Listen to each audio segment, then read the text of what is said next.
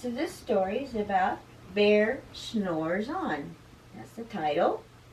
Written by Karma Wilson and Jane Chapman. And we can see the picture of the bear sleeping and the animals around him. I wonder what's going on. Why are they staring at him sleeping? Well, we're going to read the book and we're going to find out. In a cave in the woods, in his deep, dark lair, through the long, cold winter, sleeps a great brown bear. There he is in the cave sleeping. Cuddled in a heap with his eyes shut tight, he sleeps through the day, he sleeps through the night. Oh, he's so cute. The cold winds howl and the night sounds growl, but the bear snores on. Notice that the rhymes howl and growl. Remember when we were learning about rhyming words? An itty-bitty mouse, pitter-pat, tiptoe, creep crawls in the cave from the fluff cold snow. What is that? That looks like a mouse. The coals pip-pop and the wind doesn't stop, but the bear snores on. Looks like the mouse has got a little fire going on there. Trying to warm himself up. Mouse squeaks. Too damp, too dank, too dark. So he lights wee twigs with a small hot spark. Dark and spark, rhymy words. Two glowing eyes sneak peek in the den. Mouse cries, "Who's there?" And a hare pops in. That's another word for a rabbit or a bunny, is a hare. "Ho, mouse," says hare. "Long time no see." So they pop white corn and they brew black tea. Look at there. C, tea. They both rhyme. So now it's like they're helping themselves in the cave and making themselves all warm and cozy. Mouse sips wee slurps. Hare burps big burps. Slurps and burps.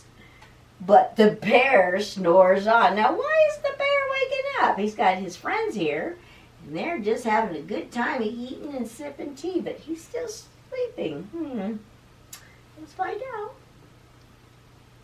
A badger scuttles by, sniffs, snuffs at the air. "I smell yummy yums. Perhaps we can share." Ooh, air and share rhymes. And they nibble and they munch with a chew, chomp, crunch. But the bear snores on. Now you would think he would wake up after hearing him chewing, chomping, and crunching. Let's find out. "I've brought honey nuts," Badger says with a grin. "Let's divvy them up." That means share. Cozy down and dig in. So now he's sharing what he brought. A gopher and a mole. There's a gopher, mole. Tunnel up through the floor. Then a wren and a raven flutter in through the door. Oh, here comes some more friends. The raven and the wren. All right.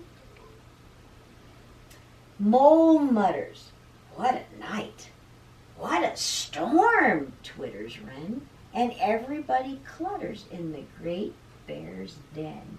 So we have wren, the bird, den, the cave. Another word for a cave is a den. So now they're all in there, and they're by the fire. So we got the wren, we got the crow, we got the mouse, hare, badger. Oh my goodness, look at all of his friends sitting there by the fire. That looks like fun. They tweet and they titter. They chat and they chitter. It's talking. What the bear snores on. Look at that wild, wild wind and snow coming down. You know it's got to be cold, but they're warm in the cave. In the cave, in the woods. See there? A slumbering bear sleeps through the party in his very own lair. In his own little world. He's sleeping and everybody in here is having a good time partying. Hare stokes the fire. Mouse seasons stew. Then a small pepper flake makes the bear, so what does pepper do if you sniff it? Let's see what happens to the bear. And the bear wakes up. Bear snarls and he snarls. Grrr. Bear roars and he rumbles. Bear jumps and he stomps. Bear growls and he grumbles. Oh, he is not happy, is he? He blows and he sneezes and the whole crowd freezes because he's going, shoo!